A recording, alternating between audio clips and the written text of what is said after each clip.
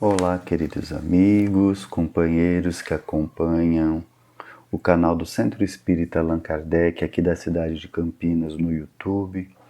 Sejam todos muito bem-vindos a mais um momento que nós faremos uma conversa sobre o Evangelho de Jesus. Hoje a nossa abordagem está contida no capítulo 7 do Evangelho segundo o Espiritismo. E nós vamos nos deter nos itens de 7 a 10, 12 e 13. Mas antes de nós iniciarmos a nossa conversa, nós vamos fazer uma oração para que a gente possa ir estreitando a nossa relação com Deus, que é o nosso Pai, com Jesus, que é o nosso irmão, nosso mestre, e com a espiritualidade amiga. Então, com os corações elevados, buscando essa sintonia fina com o Pai, com a espiritualidade amiga, com Jesus, oremos.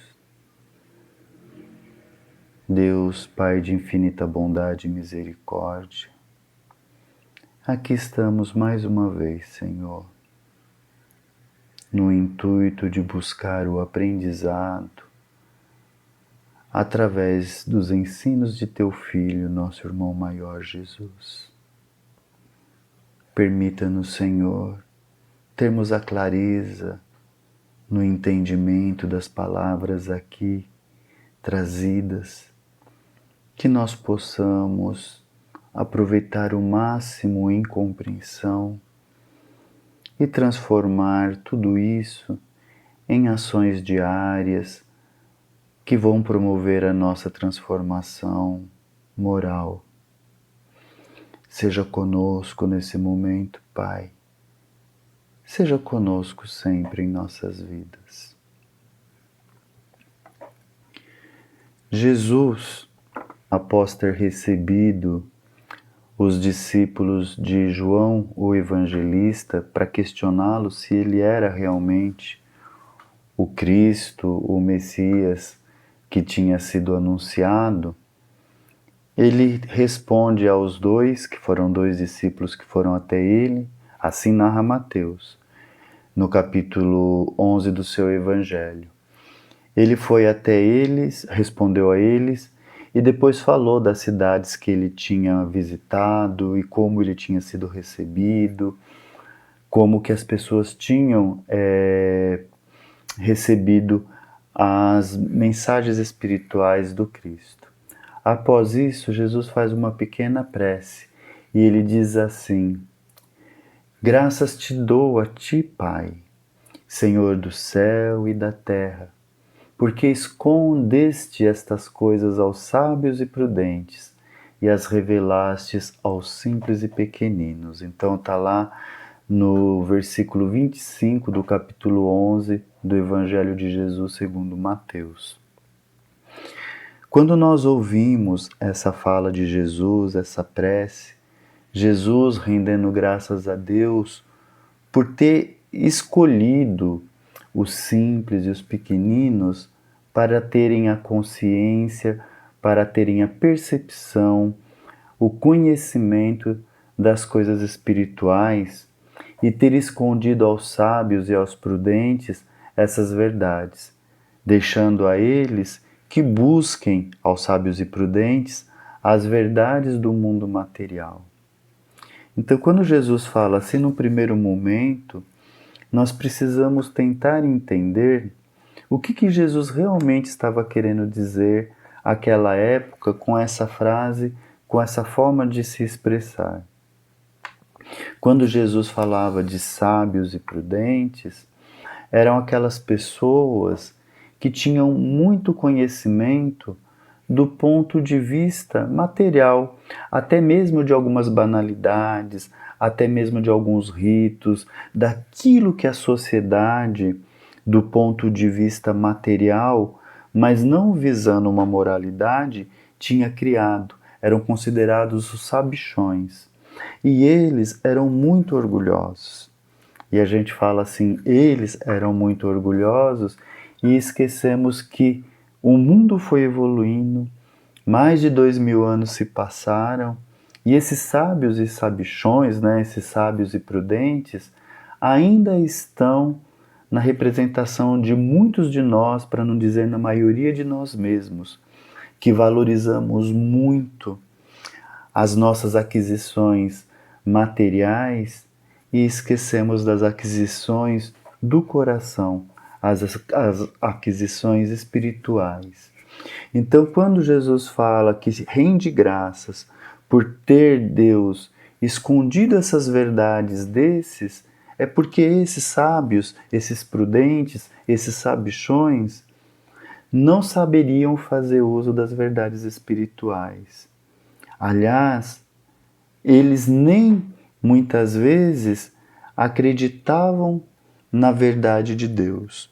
Porque se eles acreditassem na verdade de Deus, eles teriam que ir contra os padrões que eles tinham criado para a própria vida, para a própria forma de viver, para a própria forma de interagir com o outro.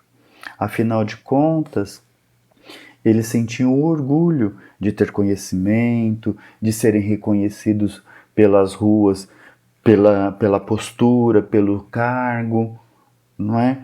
Então, toda aquela questão material, toda aquela pompa, para eles enchia o ser deles, né, o íntimo de cada um, assim como enche o ser e o íntimo de nós, que ainda alimentamos muito do orgulho na nossa vida. Porque nós, muitas vezes, nos orgulhamos de saber disso, saber daquilo, ter título disso, ter título daquilo, damos carteirada, não é? Com quem você pensa que você está falando? Quem você acha que eu sou? Eu estudei tanto para isso e fiz tudo isso, mas assim no sentido de se pôr maior e melhor do que o outro. Não no sentido de estar esclarecendo, olha, eu estudei isso, então eu posso te ajudar nisso, nisso e naquilo. Não, é no sentido de se exibir, de mostrar poder, de mostrar ser mais. Ser mais do quê? Não é? Se todos somos irmãos, se todos somos espíritos em processo de evolução, se todos os que aqui habitamos no planeta Terra, guardadas as devidas proporções, estamos no mesmo patamar de evolução, com alguns conhecimentos a mais em alguma situação, em alguma matéria, em algum sentido, mas muito defasados em outras. Então, um acaba, pelos conhecimentos, pela sua inteligência e sabedoria, suprindo situações um pelo outro, mas somos dependentes uns dos outros. Não somos melhores. Não é porque conseguimos isso ou aquilo nos faz melhor que o outro. Então, nós que ainda agimos assim, como outrora os nossos irmãos, lá que representado talvez no Evangelho pelos escribas, pelos fariseus, que tinham ainda muito desse orgulho, tinha muito do egoísmo em si, de querer tudo para si, de querer ser o melhor, que tudo viesse para eles. Então, esses, nós e eles que ainda estamos assim, somos esses sábios e prudentes que na realidade só valorizamos a matéria, mas de espiritualidade, de conhecimento espiritual, de vida verdadeira, não entendemos nada. Por isso que ainda alimentamos o orgulho em nós. Já Deus, nas falas de Jesus, revela aos simples e pequeninos toda a verdade espiritual na medida que eles conseguem entender. Quem são esses simples e pequeninos? São aqueles que Jesus inicia o Sermão do Monte falando: bem-aventurados, não é? Jesus inicia o sermão falando: bem-aventurados os pobres de espírito, ou em algumas traduções, os pobres em espírito. Quem são esses pobres de espírito? Ao contrário do que nós entendemos, ao contrário do que nós fomos criados a entender, até por falas populares, né? Aquele rapaz é pobre de espírito, se referindo a uma pessoa que não é interessante, se referindo a uma pessoa que não tem chamativo, né? Aquela pessoa é uma pobre de espírito, não conhece nada, não entende nada. Muito pelo contrário, no sentido real dessa palavra de Jesus. Porque pobre de espírito, para Jesus, são os humildes, aqueles que se reconhecem que o seu espírito é empobrecido de conhecimento, de sabedoria, e que ele precisa do Pai para poder progredir, transformar e ser alguém melhor. É aquele que se curva a Deus, que compreende Deus como Criador e se entende como criatura, e por isso sabe, como dizia lá o sábio filósofo, sabe que nada sabe, que precisa aprender, que está num processo. Não importa se seja um doutor no mundo material, não importa se seja uma pessoa de posses no mundo material, não importa se seja uma pessoa que não teve a condição de estudar no mundo material, que seja uma pessoa que não tenha condições financeiras no mundo material. Não importa qual estado que a pessoa ocupa, nem sua raça, nem sua cor, não importa nada disso. Importa é o entendimento que a pessoa tem perante Deus, de ser filho de Deus, de ser aquele ser que necessita de um pai e que sabe que foi criado para se transformar em um ser melhor, para buscar brilhar, como disse Jesus, a luz interna que Deus deu para cada um de nós. Então esses, aos poucos, vai buscando o entendimento de vida e vai se descortinando em sua frente as realidades espirituais. Porque eles estão interessados em serem melhores, em serem pessoas que vivem da prática do amor, da caridade, pessoas que procuram, como base de suas vidas, perdoar, acolher, consolar, buscam viver aquilo que Jesus ensinou no seu dia a dia, na sua vida, na sua relação com os seus pares. Não perde tempo em valorizar aquilo que não vai ser levado daqui. Qual é o verdadeiro tesouro que Jesus nos ensinou? É aquele que o ladrão não rouba, que a traça não corrói, não é? Que a traça não rói, que a ferrugem não corrói. É o tesouro da alma. É as virtudes que nós conseguimos trazer para dentro de nós. É as virtudes que nós lutamos diariamente para que se reproduza em nós e nos transforme numa pessoa melhor. Então, esse é o verdadeiro tesouro. O bem que a gente possa levar de aprendizado, de ação para as nossas vidas que virão.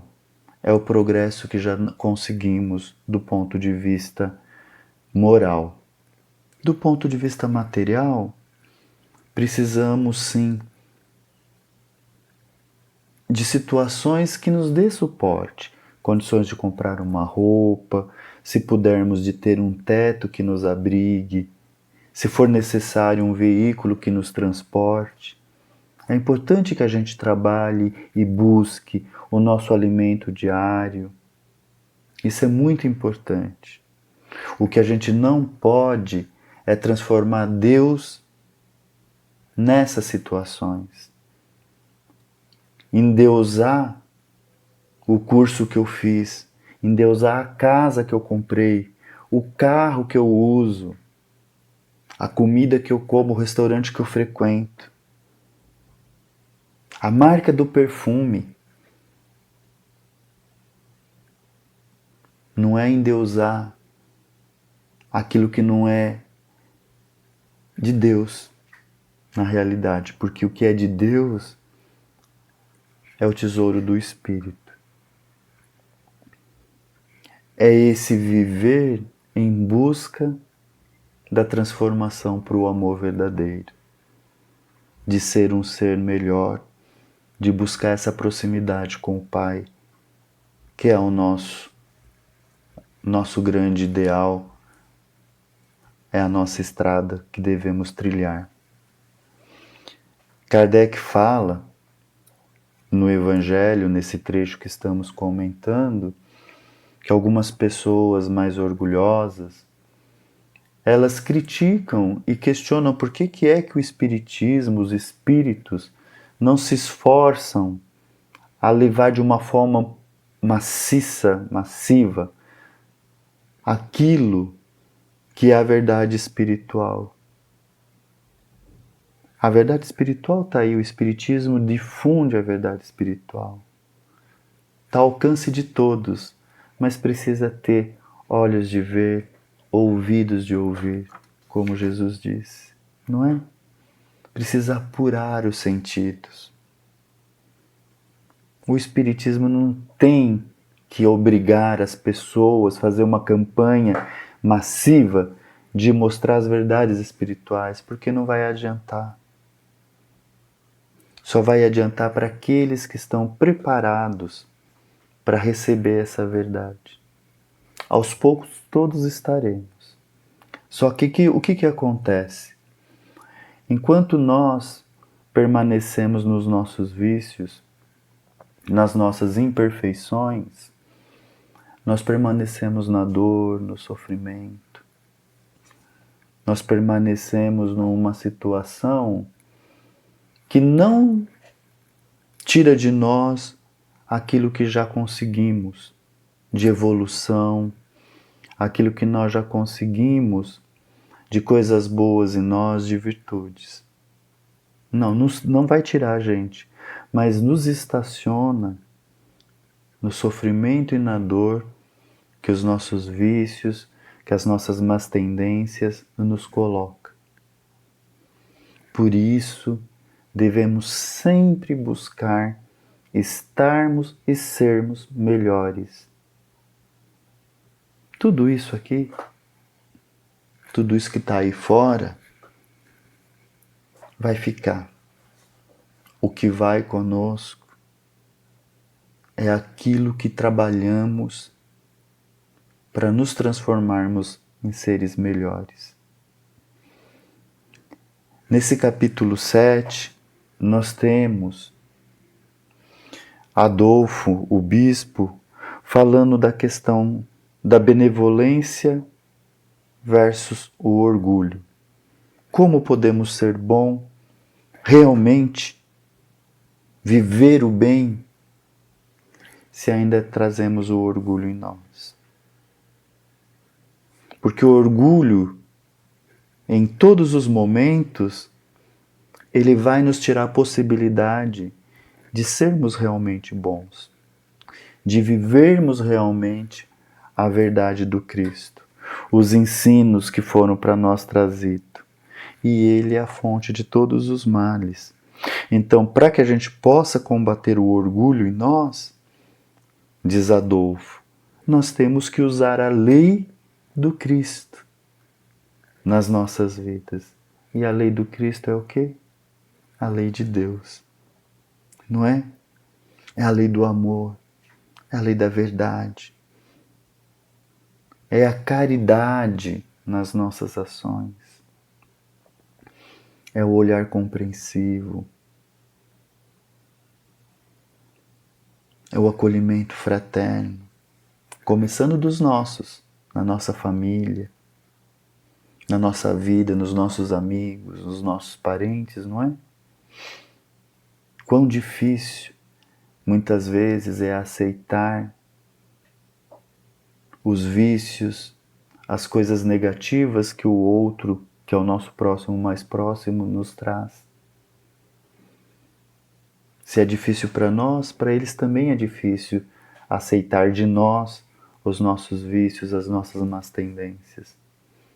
Por isso que nós precisamos sempre buscar a nossa transformação, a nossa elevação.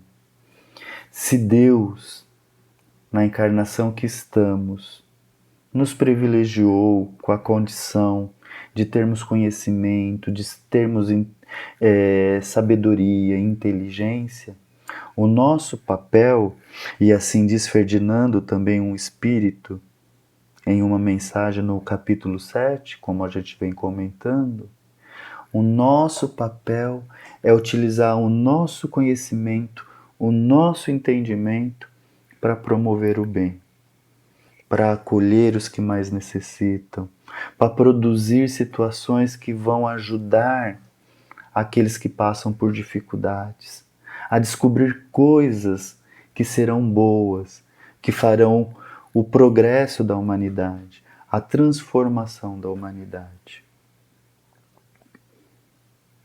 Quando a gente volta, então, a refletir nas palavras de Jesus, precisamos buscar ser esse simples, esse pequenino. Precisamos buscar compreender a nossa pequenez perante o Pai e deixar aquele ser que se põe sábio, que se põe prudente, como se dizia ao tempo de Jesus, como que tem muito conhecimento e por isso valoriza demais a matéria, as exterioridades, deixá-lo de lado e viver buscando essa humildade. Bem-aventurados pobres em espírito. Foi o que Jesus disse. Ele inicia o sermão. Bem-aventurados os humildes, que é essa a tradução, o significado. Ele inicia o sermão falando da humildade, da necessidade de que sejamos humildes, para que assim nós deixemos de lado tudo aquilo que atrapalha, que entrava o nosso crescer, o nosso desenvolver. Que a gente possa trazer essas lições do Cristo para o nosso dia a dia, na nossa vida, no nosso lar. Que a gente possa buscar essa compreensão. Quando a gente encontrar o nosso filho, por exemplo, fazendo alguma coisa que nos desagrade, não porque está mexendo com o nosso orgulho, com a nossa vaidade, com o nosso egoísmo, mas porque ele está fazendo algo que é errado.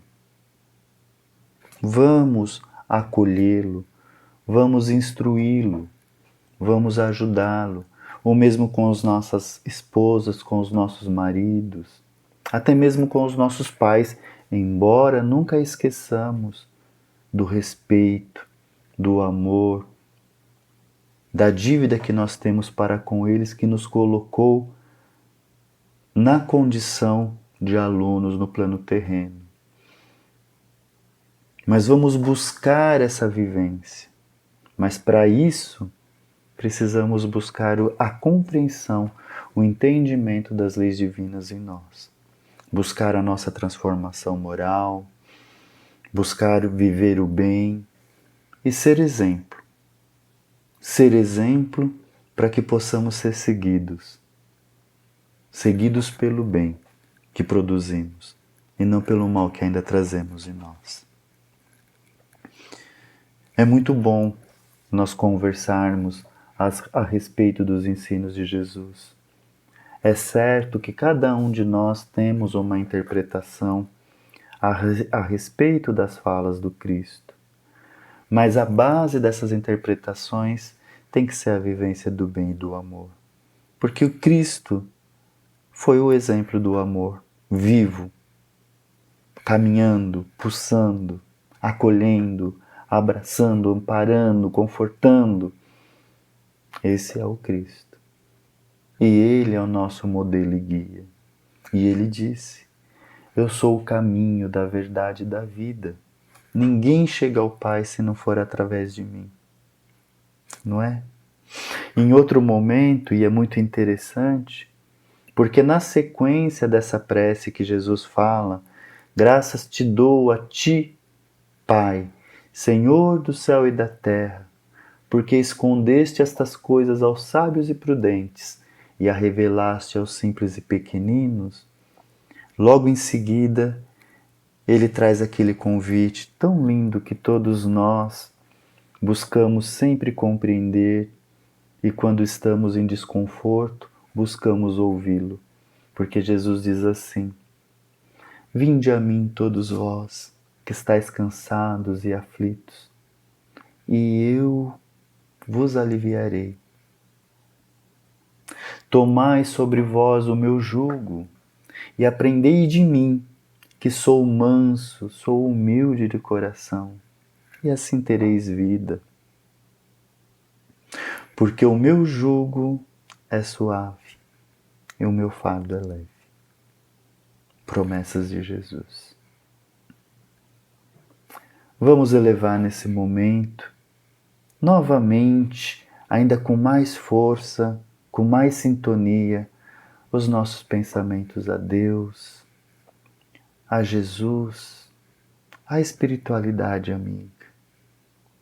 Já estávamos sintonizados, mas reforçamos essas sintonias para podermos vibrar, treinar a vivência do amor dentro das medidas que ainda conseguimos, que temos.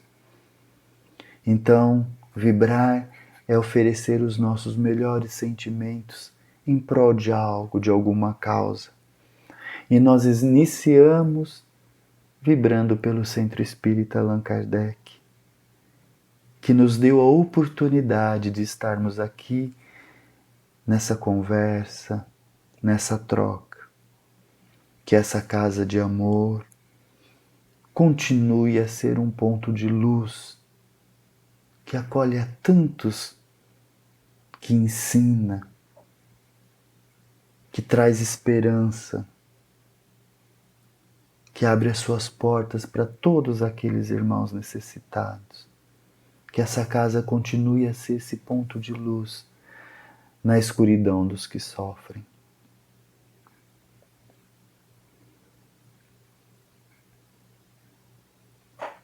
Por aquele caso específico que conhecemos e sabemos de alguém ou de pessoas que passam por grandes dificuldades, nós queremos vibrar também, desejando que esse nosso irmão, irmã, irmãos, irmãs, recebam de Deus as bênçãos benfazejas que vão fortalecê-los para que possam passar por suas dificuldades e saírem mais fortalecidos, cientes de que Deus está no comando, olhando por todos nós. Pelos nossos familiares, vibremos também, desejando que tudo de bom possa acontecer a eles do ponto de vista espiritual, que eles busquem o crescimento, a transformação, que eles busquem a vida, a compreensão das coisas de Deus através das palavras do Cristo.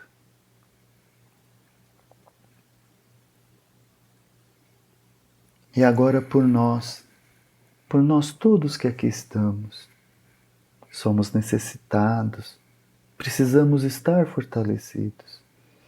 Então vibremos uns pelos outros, nos sustentando no amor, nos fortalecendo no ideal do bem, na transformação do nosso ser, buscando vivenciar o amor de Deus nos nossos pensamentos, nas nossas ações, buscando a simplicidade e a humildade nas nossas vidas.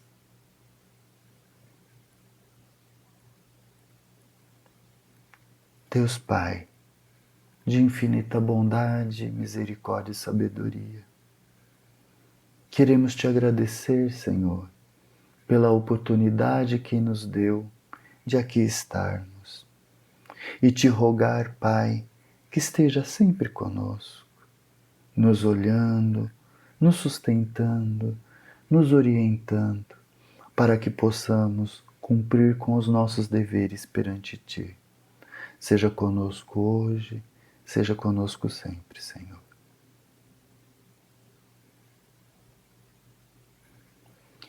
Agradecemos aos amigos e companheiros que puderam participar deste momento com o Evangelho. Que Deus abençoe a todos e que a gente possa ter aí bons dias buscando sermos mais simples, pequeninos, vivendo a humildade, aprendendo a viver a humildade. Paz de Jesus em todos os corações.